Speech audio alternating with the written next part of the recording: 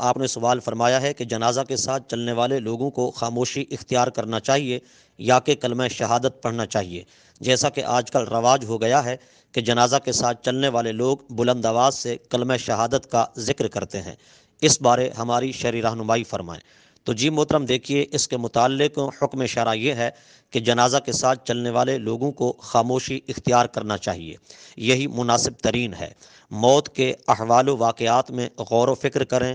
قبر کی ہولناکی اور عذاب قبر کو پیش نظر رکھیں، اس کے بارے میں فکر مند رہیں۔ کسی طرح کی دنیا کی گفتگو کرنا یا ہنسنا یا تجارت و سیاست کی باتیں کرنا بالکل حرام اور ممنوع ہے۔ حضرت عبداللہ بن مسعود رضی اللہ تعالی عنہ، جو کہ صحابی رسول ہیں، ایک شخص کو آپ نے دیکھا کہ جنازہ کے ساتھ چلتے ہوئے ہنس رہا ہے، تو آپ نے فرمایا، تو جنازہ میں ہنستا ہے؟ تجھ سے کبھی کلام نہیں کروں گا۔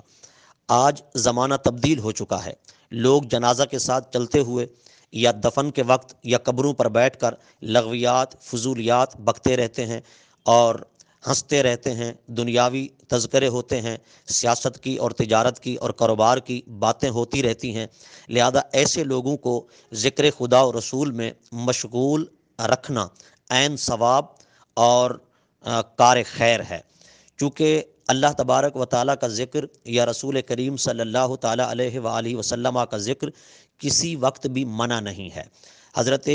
سیدہ عائشہ صدیقہ رضی اللہ تعالیٰ عنہا فرماتی ہیں کہ رسول اللہ صلی اللہ علیہ وسلم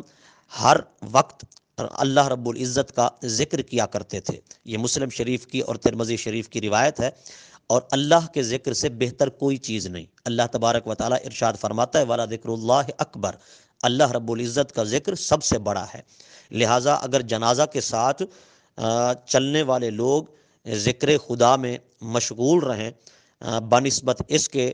کہ وہ دنیاوی باتیں کریں، سیاست و تجارت کی باتیں کریں، تو یہ ان کے لیے زیادہ بہتر ہے۔ اور جن روایات کے اندر ممانعت آئی ہے تو وہ صرف کراہت تنزیہی ہے،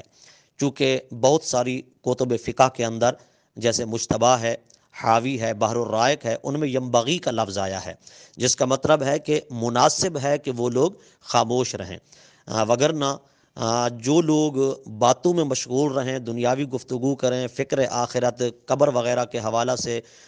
کوئی غور و فکر کرنے کی عادت نہ ہو، جیسا کہ آج کل لوگوں میں یہ روش پائی جا رہی ہے۔ ہمارے بزرگان دین جب جنازہ کے ساتھ چلتے تھے تو وہ بولتے نہیں تھے، بالکل خاموشی اختیار کیے رکھتے تھے۔ آج کل تو گپ شپ ہوتی رہتی ہے۔ اسی لیے سیدی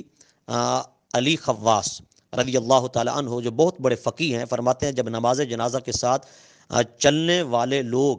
لغو باتوں سے اور فضول باتوں سے باز نہ آئیں اور دنیا کی باتوں میں مشغول رہیں، تو انہیں لا الہ الا اللہ محمد الرسول اللہ پڑھنے کا حکم دینا چاہیے کہ ایسی حالت میں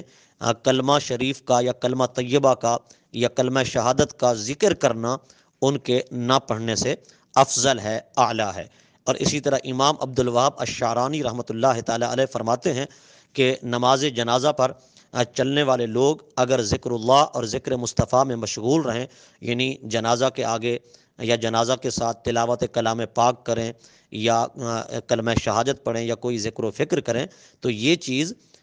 شریعت میں ناجائز اور ممنوع نہیں ہے۔ جو اسے ناجائز یا حرام یا ممنوع کہتے ہیں وہ شریعت کے مزاج کے سمجھنے سے قاصر ہیں، انہیں شریعت کا پتہ ہی نہیں، شریعت کی انہیں ہوا ہی نہیں لگی۔ لہٰذا بزرگان دین، اولیاء کرام، فقہاء اعظام، علماء کرام کے ان تشریحات سے یہ بات سامنے آتی ہے کہ نماز جنازہ کے ساتھ چلنے والے لوگوں کا